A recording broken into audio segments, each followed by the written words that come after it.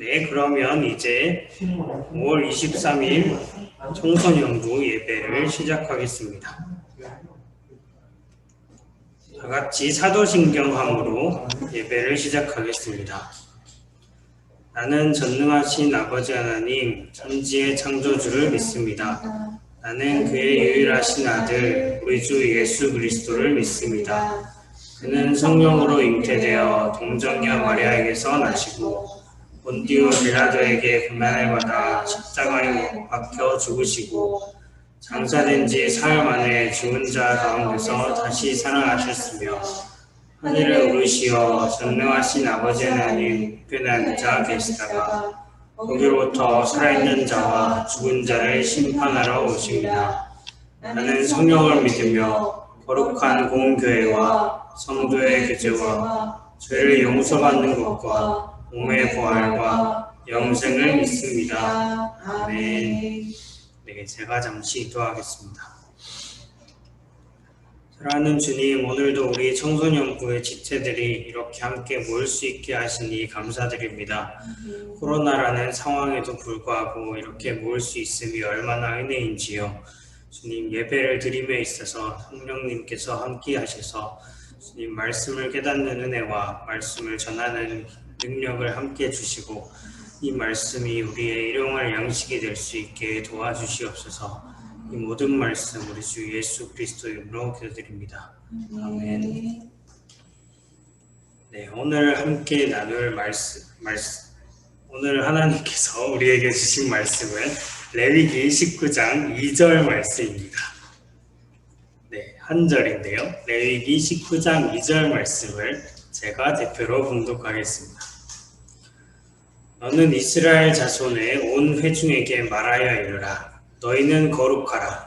이는 나 여호와 너희 하나님이 거룩함이니라.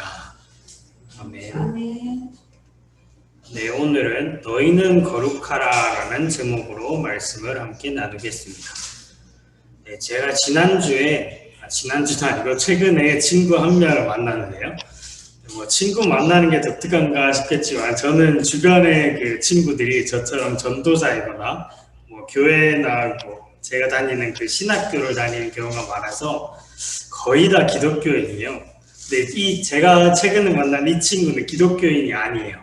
그래서 제 고등학교 동창인 친구인데 어릴 적에 딱 한 번 교회 와본 것 빼고는 교회에 대해 거의 아는 게 없었죠. 네, 요새 코로나 때문에 하도 교회가 좀 안 좋은 의미로 핫 이슈다 보니까 교회에 관한 얘기를 좀 많이 나누게 됐어요. 네, 저는 그 입장이 그렇다 보니까 그 교회 입장을 변호하느라고 애를 먹었는데 그게 좀 어려웠던 게 교단, 총회 이런 교회만의 시스템을 설명하는 것도 그렇지만 교회에서 쓰이는 말들을 번역해야 한다는 게 좀 어려웠어요.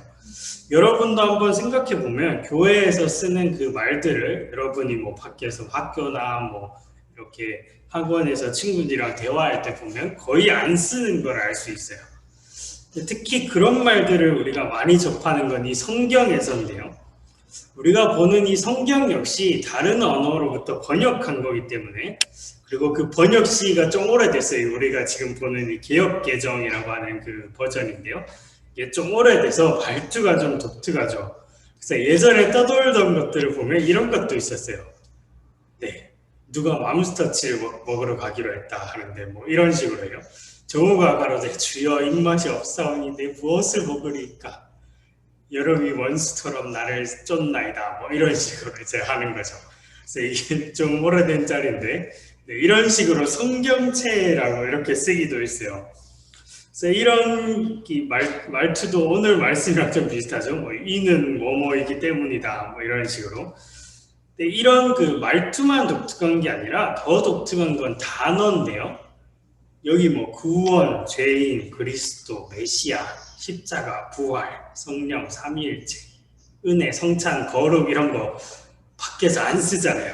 그래서 우리가 이 단어들을 밖에서 만약에 누가 서희를 지목해서 서희한테 서희야 은혜가 뭐니? 라고 물으면 저도 그렇지만 서희도 아마 은혜 그걸 그때 모르는구나 했는데 어떻게 설명하지? 이렇게 고민을 할 거예요.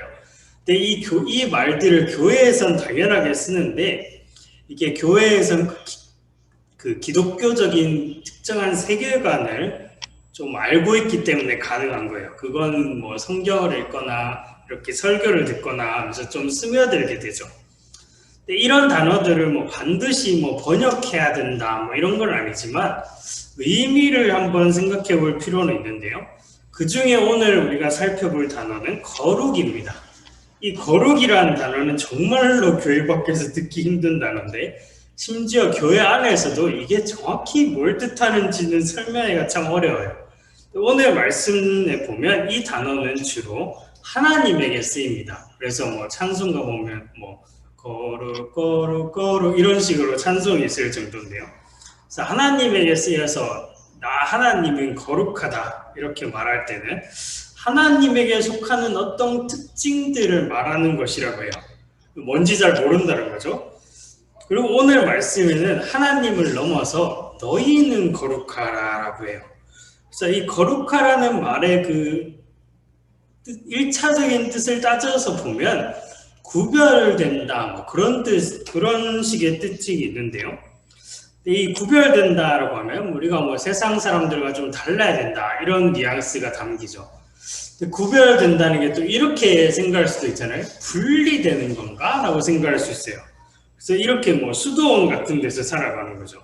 프랑스의 몽생 발음이 어려운데 몽생 미셀 수도원인데 이게 디즈니 그 로고 있잖아요. 그거의 모티브가 된 수도원이에요. 이 수도원에 사는 것 그런 자체로도 아주 가치가 있지만 수도원에서 사는 것만 거룩한 건 아니에요.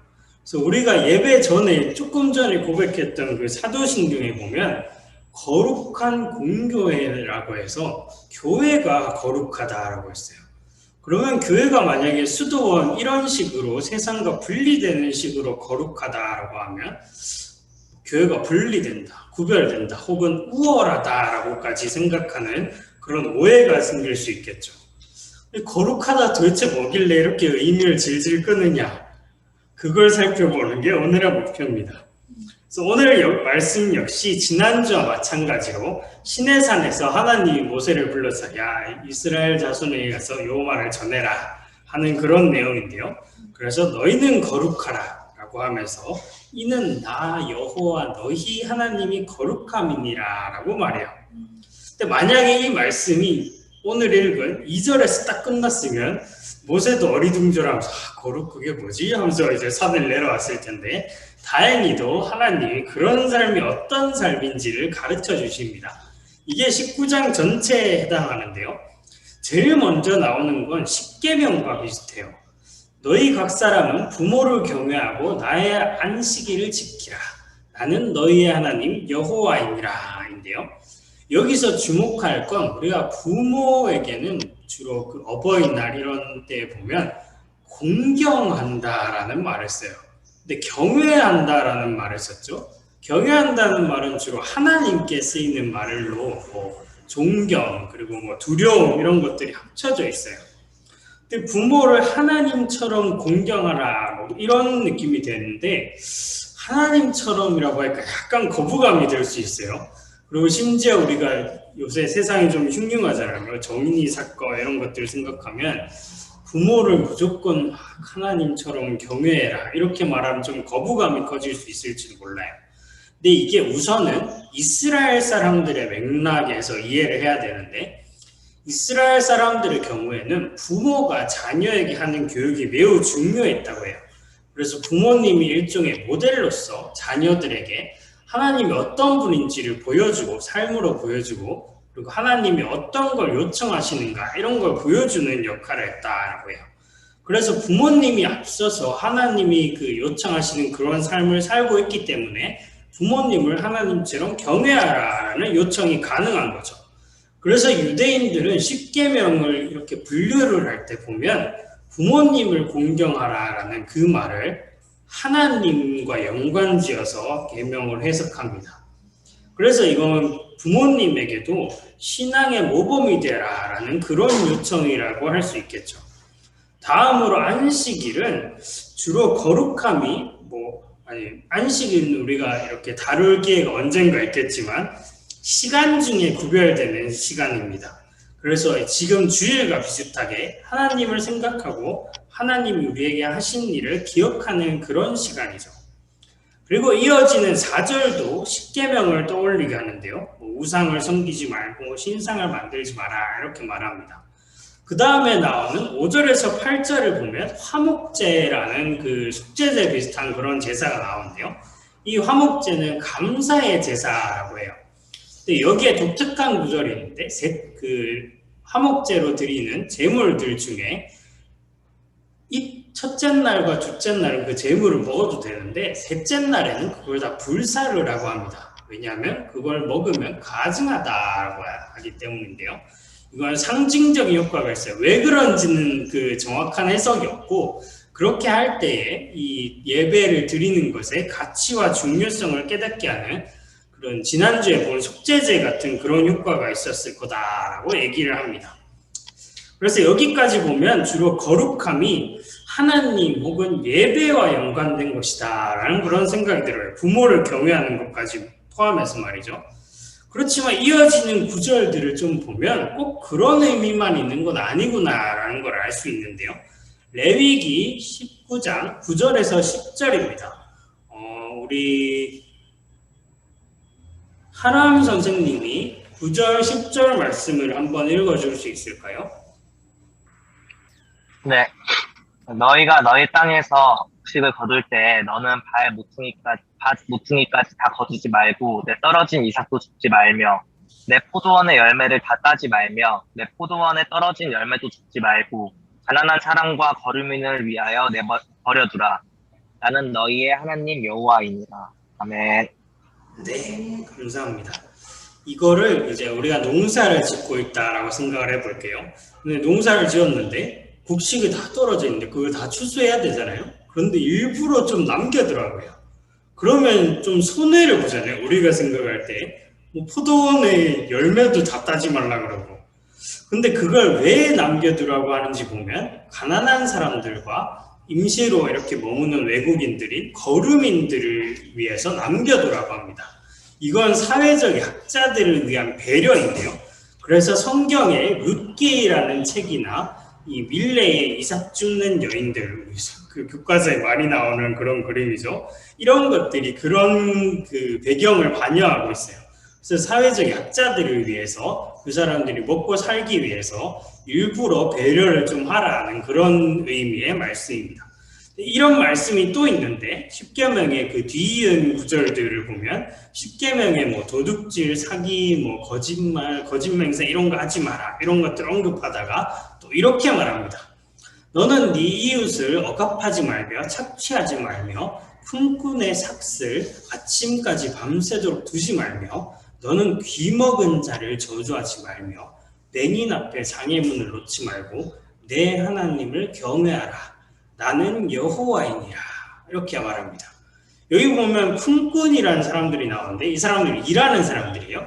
하루하루 벌어서 사는 사람들인데요. 근데 이 사람들은 보통 저녁에 이렇게 그 일을 마치고 그 가족들에게 돌아가면서 먹거리를 사서 돌아갔다라고 해요. 그래서 만약에 이 말씀처럼 아침까지 그 삭스를 안 주면 한 가정이 하루를 굶어야 되는 그런 상황이 되는 거죠. 그래서 꼭 그 품꾼의 삭스를 제때제때 잘 챙겨주라 이렇게 얘기를 합니다. 그리고 뒤이은 구절들을 보면 장애인들에 관한 얘기들인데 우리가 상상을 해볼 수 있는 광경이에요. 이제 청각 장애인들이 있는데 어떤 사람이 그 앞에 가서 막 안 들린다라고 생각을 하니까 막 앞에 가서 욕을 하고 저주하고 난리를 치는 거예요. 그리고 그 뒤에 구절은 시각장애인들이 이렇게 길을 가고 있는데 앞에다가 장애물을 딱 놔두는 거예요. 그러면 조금 있으면 넘어지겠죠?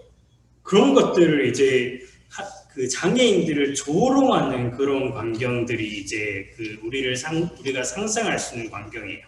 그런데 이때 이 말씀이 말하는 건 네 하나님을 경외해라. 네가 그 장애인들을 조롱하고 이렇게 하고 있을 때 하나님께서 그 뒤에서 그 광경을 다 지켜보고 계신다.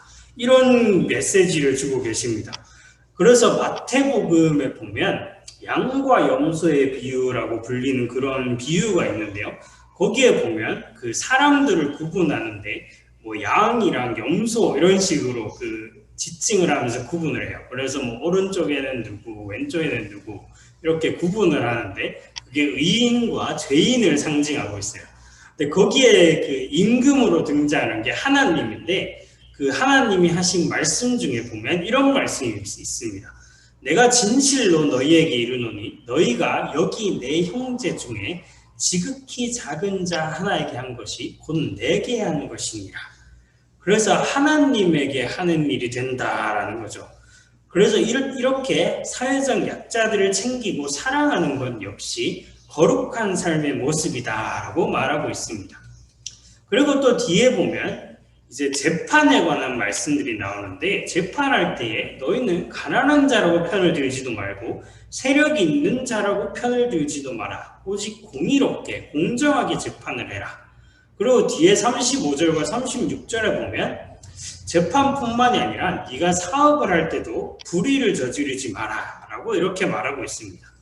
그리고 또 결정적인 구절들은 17절과 18절에 있는데요. 먼저 17절에 보면 내 형제를 마음으로 미워하지 말고 네 이웃을 반드시 견책하라.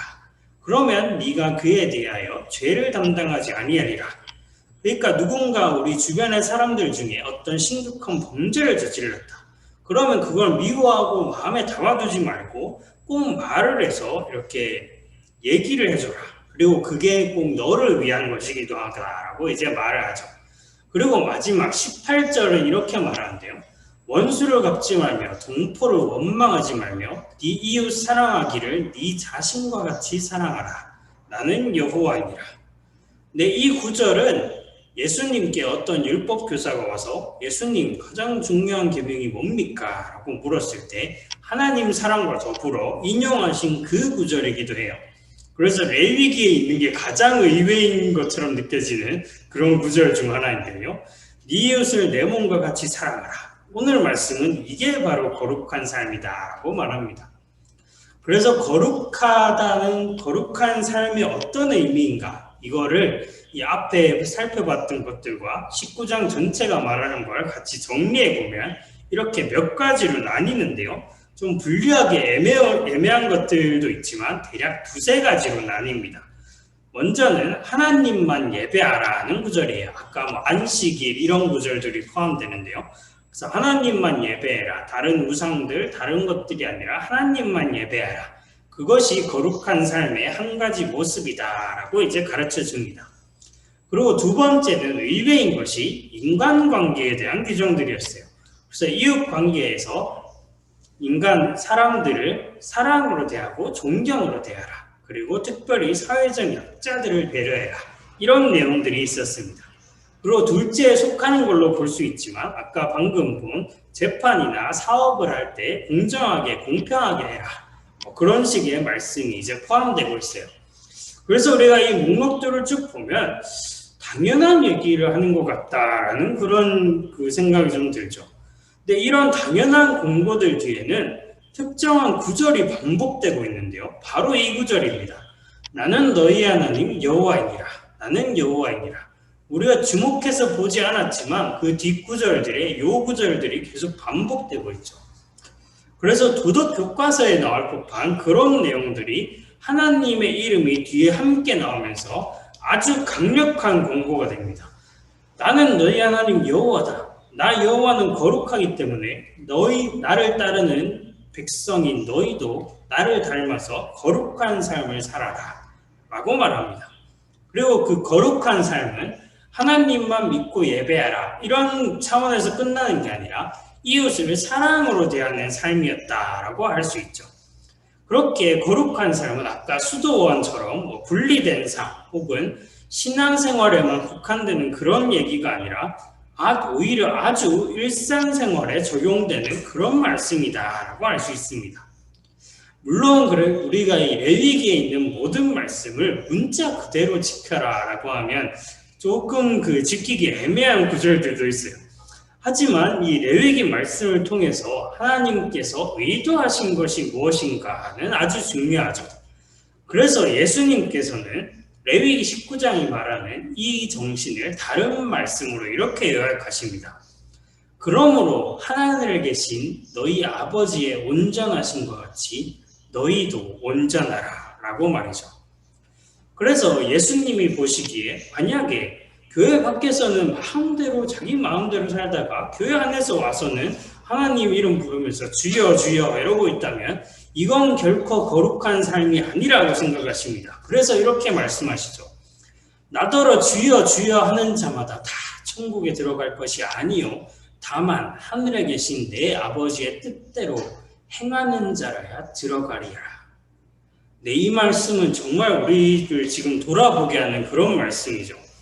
여기서 하나님의 뜻대로 행하는 것, 이게 바로 온전한 삶이자 거룩한 삶이에요.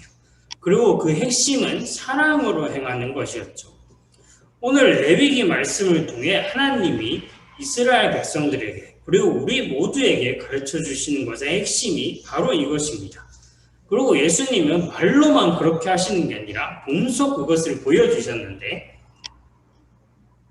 자기의 생명까지 내어주셔서 그 사랑의 모범을 보여주셨죠. 바로 이 사랑을 따라서 그리고 그 사랑에 힘입어서 이 세상을 살아가는 것이 바로 우리 그리스도인들입니다. 그러니 오늘 이 자리에 말씀을 듣는 우리 모두가 먼저 우리를 위해 자신을 내어주신 하나님의 사랑을 기억하면서 그 사랑을 삶으로 살아내는 그런 하나님의 거룩한 백성이 되기를 소망합니다. 그렇게 하나님께서 우리를 통해 하나님의 숨결을 느끼게 하는 그런 은혜를 허락하실 줄 믿습니다. 기도하겠습니다. 사랑하는 주님, 오늘 레위기 말씀을 통해서 거룩한 삶이 무엇인지 가르쳐 주신 것에 대해서 들었습니다. 주님, 거룩한 삶은 하나님을 믿고 예배하는 그런 삶일 뿐만 아니라 일상의 생활에서 이웃을 사랑하고 정의를 행하는 그런 삶임을 배웁니다. 주님, 우리가 교회 안에서만 주여 주여 하는 그런 자가 되지 않게 하시고 교회 밖에서도 하나님의 뜻을 따라 행하고 하나님이 보여주신 그 모범을 따라서 사랑으로 살아가고 정의를 행하며 살아가는 그런 거룩한 백성이 되게 도와주시옵소서. 그렇게 세상의 빛과 소금으로 살아가게 하실 줄 믿사오며 이 모든 말씀 우리 주 예수 그리스도 이름으로 기도드립니다. 아멘. 주기도문 하심으로 예배를 마치겠습니다. 하늘에 계신 우리 아버지, 아버지의 이름을 거룩하게 하시며 아버지의 나라가 오게 하시며 아버지의 뜻이 하늘에서 같이 땅에서도 이루어지게 하소서. 오늘 우리에게 일용할 양식을 주시고 우리가 우리에게 잘못한 사람을 용서하여 준 것 같이 우리 죄를 용서하여 주시고 우리를 시험에 빠지지 않게 하시고 악에서 구하소서. 나라와 권능과 영광이 영원히 아버지의 것입니다. 아멘. 네, 오늘 말씀 나눈 것을 가지고 잠시 공과를 해보도록 하겠습니다. 네, 글씨가 엄청 작군요. 좀 더 키워서. 네, 오늘은 레위기 19장 말씀으로 너희는 거룩하라 라는 제목으로 말씀을 나눴습니다. 자, 1번인데요. 1번 19장 2절 말씀은 영어로 되어 있지만 나 하나님이 거룩하니 너희도 거룩해라 라고 이렇게 말씀하셨어요. 그러면 우리가 거룩해야 하는 이유는 하나님께서 우선 거룩하기 때문이다 라고 할 수 있죠. 그래서 그 아래의 말씀들이 그 거룩한 삶이 구체적으로 뭐냐를 말해준다라고 했는데요. 그래서 이 공과에서는 두 부분만 보려고 하는데요. 그래서 3절에서 8절은 먼저 부모를 경외해라, 안식일을 지켜라, 그리고 우상 숭배하지 말고, 그리고 예배, 화목제에 대한 그런 얘기들을 해줬어요. 이런 것들의 공통점은 하나님만을 신뢰하고 경외하는 삶이 거룩한 삶이다라고 가르쳐졌죠. 그리고 두 번째 부분 9절에서 18절을 보면 사회적 약자, 장애인들, 거류민들, 가난한 자 이런 사람들에 대한 배려와 존중을 하라라고 이렇게 말을 하고 있었어요. 그리고 이웃을 존중하고 정직하게 살아라. 그리고 공의를 추구해서 재판을 공정하게 해라. 그리고 원수를 갚지 말고 동포들을 원망하지 말고 내 이웃을 네 자신과 같이 사랑해라 라고 이렇게 말을 해줬어요. 그래서 이 두 번째 부분은 다른 사람들에 대한 사랑을 실천하는 삶이 거룩한 삶이다라고 이제 말해줬죠. 그래서 거룩한 삶의 두 가지 모습은 먼저 하나님만을 예배하는 삶이고 두 번째는 교회 바깥이나 교회 안에서 모두 일상적인 삶 전체에서 사랑을 실천하는 그런 삶이다라고 이제 말을 해주고 있습니다. 그래서 19장에서 이렇게 본 말씀들은 우리가 이렇게 딱 읽어봤을 때 사실은 별로 특별한 지침들이 아니고 어려운 지침들이 아니었어요. 그래서 어디서든 심지어 윤리교과서에서도 장애인들을 배려해라, 뭐 조롱하지 마라, 뭐 친구들을 괴롭히지 마라 이런 얘기들을 잘 들을 수 있죠. 그래서 아주 일상적인 지침이다라고 할 수 있죠. 근데 이 말씀들의 뒤에 보면 반복되는 어구가 있었는데 요 어구였어요. 나는 너희 하나님 여호와이다 라고 이제 계속 반복을 해줬죠. 그래서 이 말들을 할 때마다 나는 너희 하나님 여호와다. 너희를 지은 창조주이고 너희를 이집트에서 구해내니다. 그러므로 이 명령이 아주 구속력 있게 들리게 되는 거죠. 그래서 이 명령들은 일상적인 것이지만 일상적인 것이 하나님에게 아주 중요한 것이고 아주 거룩한 것이다라는 것이 의미가 있다고 할 수 있습니다. 그래서 아까는 예수님의 말씀을 봤는데요. 그래서 예수님은 하늘 아버지의 온전하신 것 같이 너희도 온전하라라고 했다면 이번에는 바울의 말씀, 바울이 이 율법에 대해서 요약해 준 부분이 있습니다. 그래서 이 부분을 우리 누가 읽을 수 있었죠? 서희가 이걸 읽을 수 있을까요? 서희가 한번 이 로마서 13장 8절에서 10절을 한번 읽어줄래요?